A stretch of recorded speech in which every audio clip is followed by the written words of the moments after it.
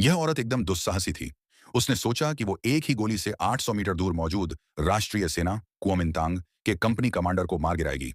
उस वक्त कमांडर पूरी तरह से बंकर की तबाही का निरीक्षण कर रहा था और उसे यह अंदाजा तक नहीं था कि दूर पहाड़ियों में छुपी एक स्नाइपर राइफल उसकी ओर निशाना साधे हुए है।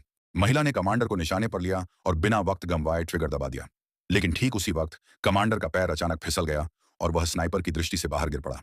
दरअसल बंकर के नीचे एक गुप्त सुरंग थी जिसमें कमांडर और उसके साथी गिर पड़े और इसी वजह से वह गोली लगने से बच गए। गिरने की तेज आवाज ने गोली की आवाज को दबा दिया और किसी भी सैनिक को स्नाइपर का पता नहीं चला। सारे सैनिक भागकर आए और कमांडर को बचाने की कोशिश करने लगे। रस्सी नीचे फेंकी गई, लेकिन कमांडर अभी भी सोच में डूबा था।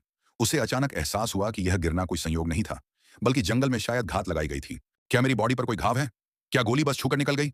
साथी सैनिक के जवाब से वह चौंक गया और तभी उसके दिमाग में एक योजना आई।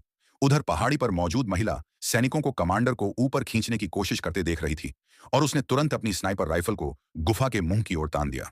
उसकी योजना थी, जैसे ही कोई सिर बाहर निकाले वह तुरंत गोली मार दे। लेकिन उसे क्या पता था कि कमांडर ने उसके मन की बात पहले ही समझ ली थी। उसने अपना स्टील हेलमेट निकाला और उसे बाहर दिखाकर महिला को फंसाने की कोशिश की। गोली चलते ही सैनिकों ने उस दिशा में फायरिंग शुरू कर दी और एक छोटी टुकड़ी को पहाड़ी पर भेज दिया।